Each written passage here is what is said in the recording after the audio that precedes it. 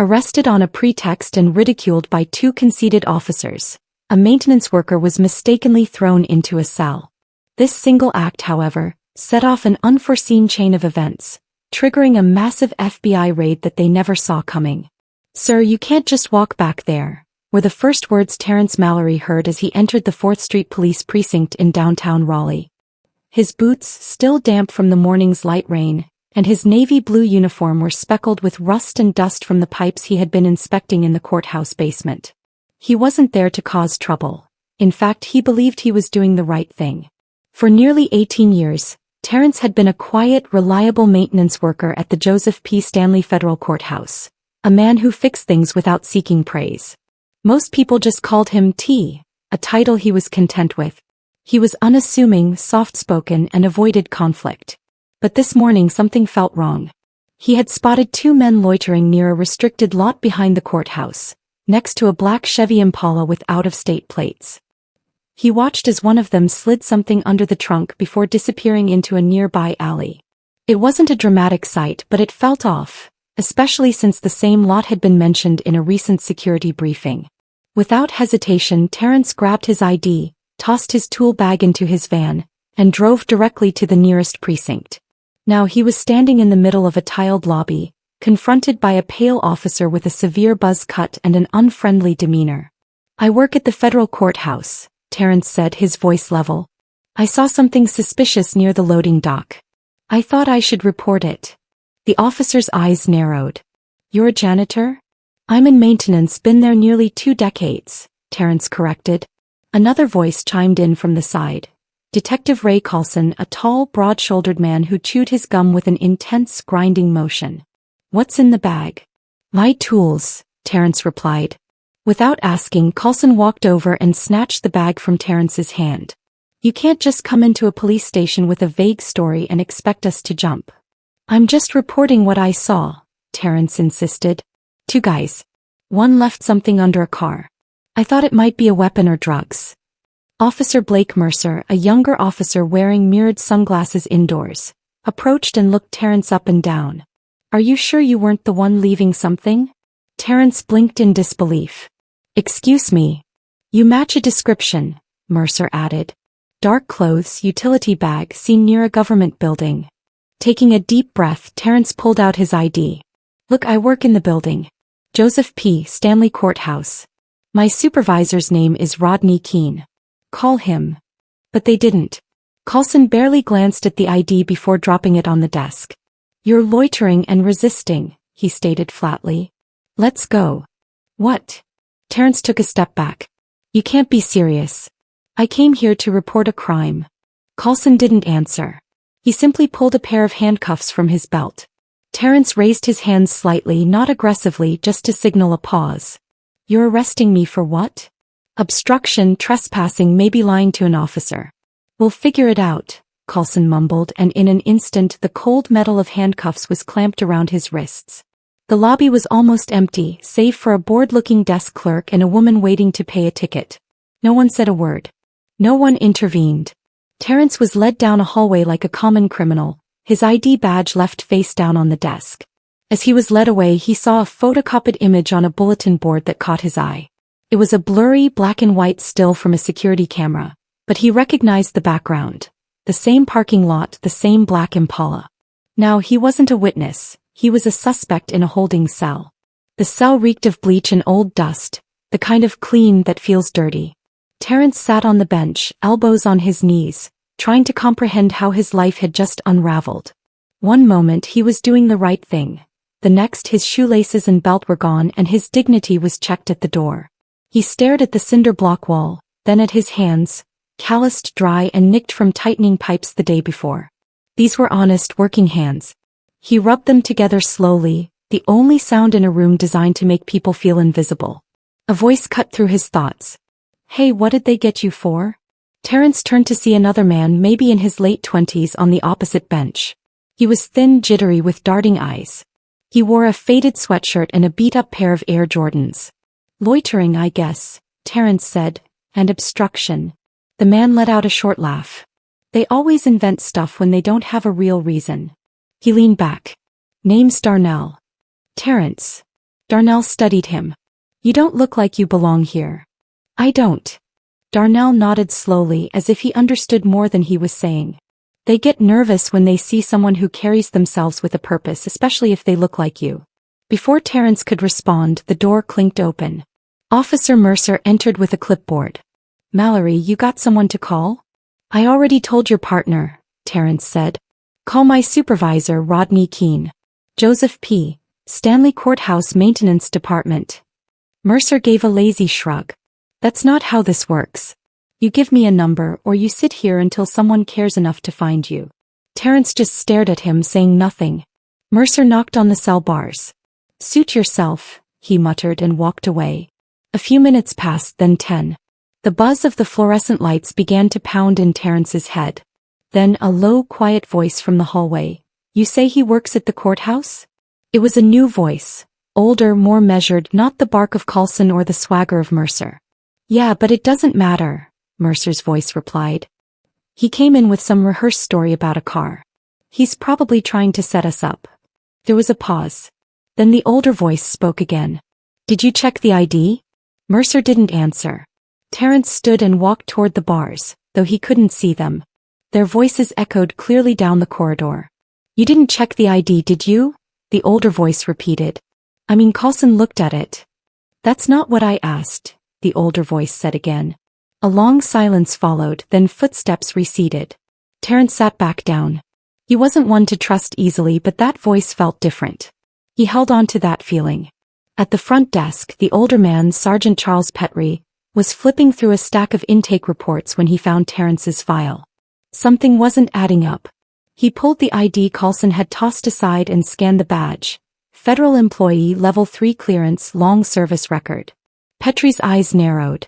He walked over to Coulson's desk. Where is he? In holding. Why? Petrie tapped the ID on the desk. This man has been working for the federal court since 2005. You didn't verify anything? You just cuffed him based on what? His uniform. Coulson shrugged. Guy looked suspicious. Tool bag, courthouse.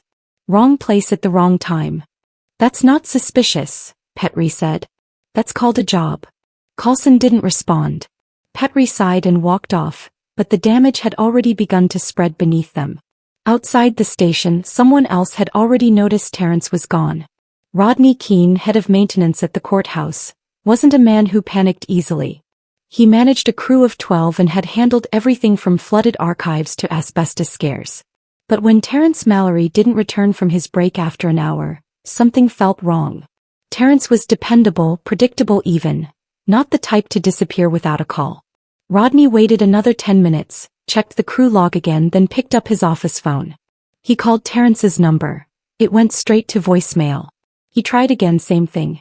Rodney stared out his second-floor office window, his eyes fixed on the rear lot.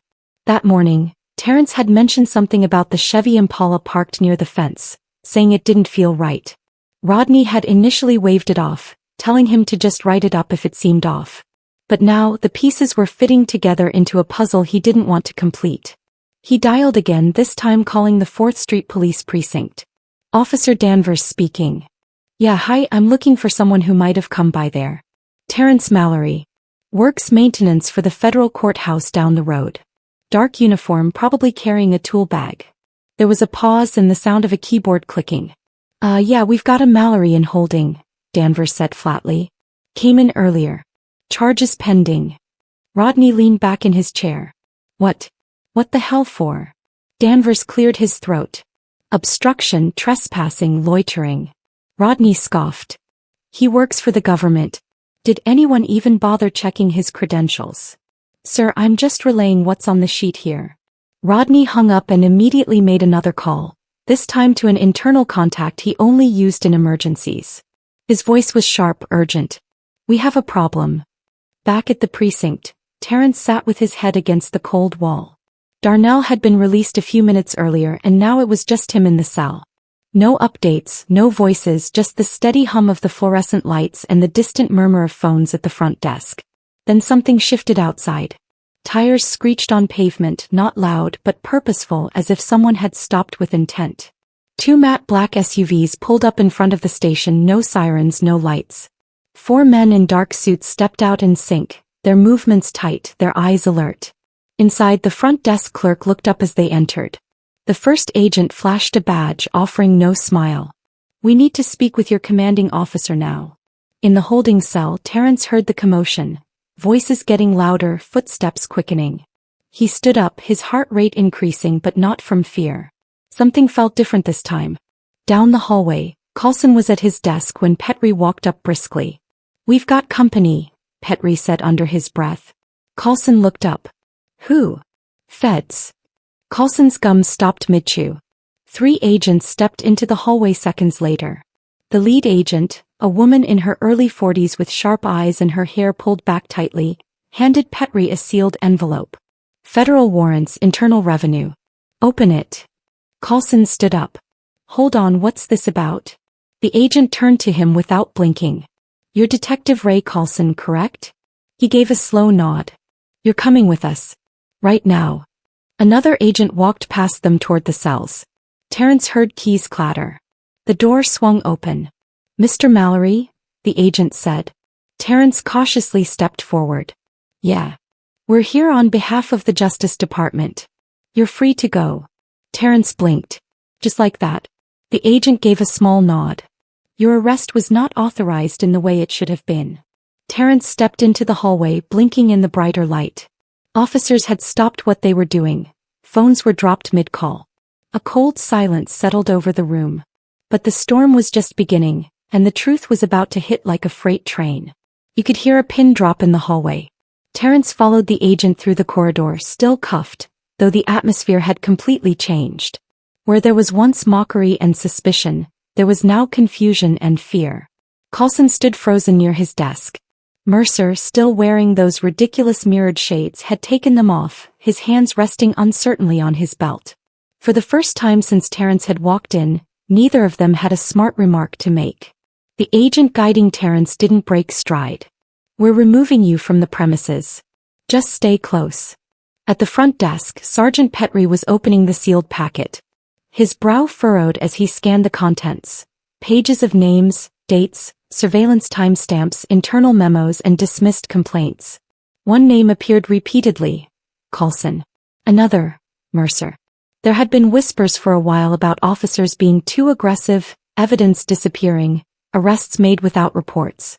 Petrie had always suspected something, but he never had the proof. Now the proof was being delivered to his front door, numbered and bound.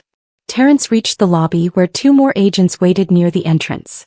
One held a clipboard, the other a handheld recorder. The taller one turned to him. "Mr. Mallory, we're going to walk you to our vehicle. You are not under arrest, you're not being detained. You're a witness, and your cooperation has helped us move forward with something much larger than you realize." "I just wanted to report what I saw," Terrence replied quietly. "And you did," the agent said. "That simple act kicked down a wall we've been trying to breach for months." Outside in the parking lot, the air felt heavy and damp. The same black Chevy Impala Terrence had reported was now behind police tape, with 2 more agents carefully circling it. One was taking photos near the rear bumper. Another, wearing gloves, was lifting the trunk. Rodney Keene stood off to the side, pacing with his phone in one hand. The moment he spotted Terrence, he let out a sharp sigh of relief and rushed over. He said, his voice low but urgent. "You all right?" Terrence nodded slowly. "Yeah, I think so." Rodney glanced at the agents. "They told me what happened. I called Internal Affairs after I got off the phone with that desk sergeant. Then I called Lisa Conway at the district office. I didn't know it would escalate like this." "I didn't either," Terrence said. "You know they had no right to put hands on you, right?" Terrence gave a dry chuckle. "They didn't even look at my ID." From behind them, the station doors opened again. 2 officers escorted Coulson out, his arms behind his back, his face blank. Mercer followed minutes later, this time without the sunglasses, flanked by 2 agents. There were no cuffs yet, but his hands were trembling. A news van had already arrived across the street. Someone had leaked something. A small crowd had gathered on the sidewalk, whispering and filming with their phones. Rodney looked at Terrence again. "You sure you're okay?" "I've been better," Terrence said, "but I'm glad I said something. I almost didn't." Rodney clapped him gently on the shoulder. "They'll write about this. Probably make it messy. You know how people get when they see uniforms under fire. Terrence nodded. Let them write. I just want the truth out there. An agent stepped closer. Mr. Mallory will need a full statement. You can do it at the courthouse or we can take you to the regional field office. Your call.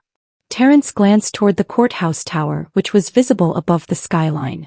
I'd rather go home, but I'll give you what you need. Understood. But the real damage wasn't just about one wrongful arrest. It was about what that arrest revealed behind closed doors. The next morning, headlines were already circulating. Federal agents raid Raleigh police precinct following wrongful arrest. Maintenance worker mistaken for suspect triggers FBI corruption probe. And 2 officers suspended in wake of surprise federal sweep. But behind those words was something messier, more human. Terrence sat at his kitchen table, still in the same clothes he had worn the day before, sans belt and shoelaces. He hadn't slept much, maybe a couple of hours. Not from fear, though that lingered, but from the kind of restless overthinking that doesn't let your mind sit still. Across from him sat Agent Corinne Vega, sipping coffee from a plain white mug. She had come by early, saying it would be more comfortable to talk there than to drag him into a formal office. That small gesture wasn't lost on him. Terrence, I know yesterday was a lot, but I need you to walk me through everything from the parking lot to the moment they put the cuffs on you. He leaned back, folding his arms. I already told one of your guys. I know, but I need the full version with the details only you remember. Terrence exhaled through his nose. Fine. I saw the black Impala just after 9. Same car that was flagged in that security meeting 3 weeks ago. 2 men, both white, dark hoodies. One popped the trunk. Looked like he placed something underneath it. Didn't see what. Vega nodded, scribbling notes. By the time I circled back, they were gone.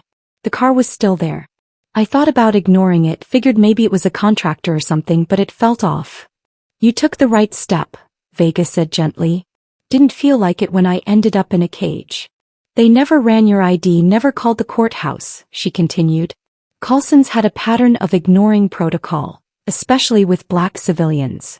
Her voice didn't rise, but her grip on the pen tightened. Terrence gave a half smile. I figured. He looked at me like I was supposed to be the problem before I even opened my mouth. That's what made yesterday important. We've had complaints, at least 9 filed in the last 2 years, all quieted down internally. But your arrest. That gave us the opening we needed. It was in a controlled space, logged on security footage, completely unjustified. Terrence rubbed his face. I wasn't trying to get anyone fired. You didn't. Their behavior got them fired. You just brought a light into the room. There was a knock on the door. Rodney stepped in, holding a newspaper under one arm and a brown paper bag in the other. I brought egg sandwiches, he said, and this. He dropped the paper on the table, headline facing up.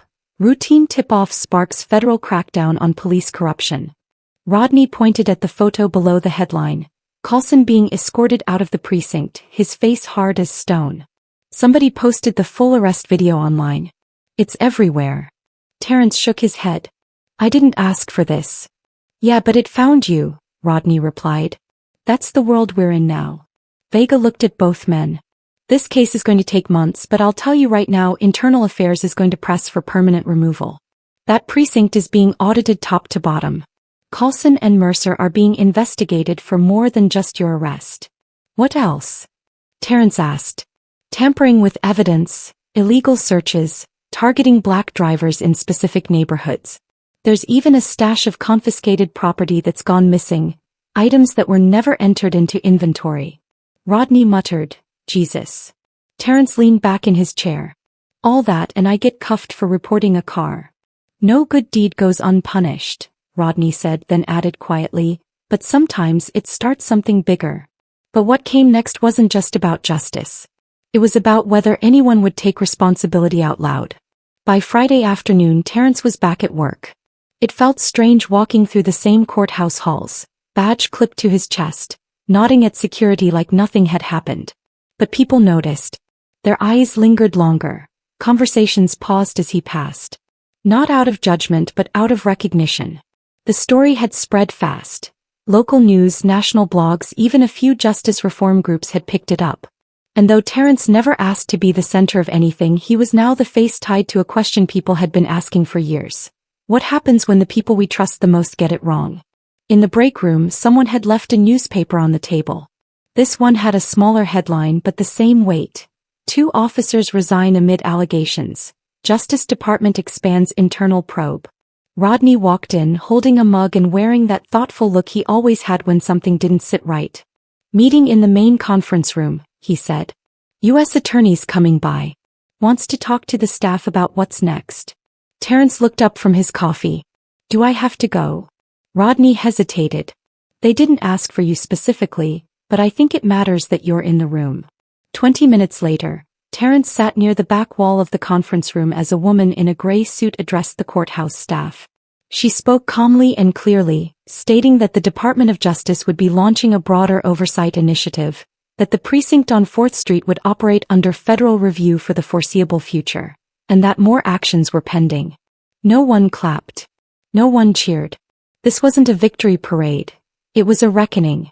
After the meeting, a younger employee from Archives, Alyssa something, approached Terrence near the elevator. Hey, I just wanted to say what happened to you was messed up. I don't know how you stayed so calm. He gave a small shrug. Didn't really feel like I had a choice. You could have made a scene, screamed, fought back. Terrence shook his head. That's not me. And it wouldn't have helped. She nodded slowly, then hesitated. I'm glad you spoke up. Some of us needed to see it's possible to still make a difference. Terrence gave a small, tired smile. Just don't let them forget it happened. He took the stairs after that. Later that week, the city council announced a public hearing. It wasn't just about Coulson and Mercer anymore. Other citizens had started coming forward. A teacher pulled over without cause, a teenager frisked for walking home late, a single mother threatened with arrest when she asked for a badge number. Patterns that had been whispered about for years were now being spoken in a full voice. And there was Terrence sitting quietly in the 3rd row of the council chamber, listening. He didn't testify, he didn't need to. His presence alone added weight to every story told at the podium. By the end of the session, the mayor announced a new civilian review board. Independent, transparent, and accountable. As people filed out, a local pastor patted Terrence on the back and said, Sometimes God doesn't need a loud man. He just needs a steady one. Terrence didn't say much, just nodded politely and kept walking. Back at home, he stood in front of his bathroom mirror, looking at his reflection longer than usual. The man staring back wasn't different. Same eyes, same tired lines, same calm. But something had shifted, not in who he was but in how the world saw him now. But even when the storm passes, the quiet that follows demands just as much strength. A month later, Terrence stood in front of a small crowd at the East Raleigh Community Center. He wasn't there as a public figure or a guest of honor. It was a neighborhood meeting. Folding chairs, a few trays of cookies, lukewarm coffee, just regular people who wanted to talk. He hadn't planned on speaking. He never liked microphones or stages. But when someone mentioned what happened to him, all heads turned in his direction. The room went quiet. Terrence shifted in his seat. Rodney, sitting beside him, leaned over. You might as well say something. Terrence stood up slowly, rubbing the back of his neck. No notes, no speech, just the weight of experience still sitting heavy on his shoulders. I didn't ask to be part of this, he began, his voice low but steady. I didn't wake up that morning thinking my name would be in a headline. I just saw something that didn't sit right and thought it was my responsibility to say something. He looked around the room. Older folks, parents with kids on their laps, teens slouched in the back. What happened after that? It wasn't about me. It was about how easy it is for people to forget they're dealing with human beings, not a uniform, not a stereotype. A person. He paused, letting that sit. I was called a liar, cuffed like a criminal, all while doing what I thought was the right thing. And I'll be honest, I thought twice about ever speaking up again. A woman in the front row nodded slowly.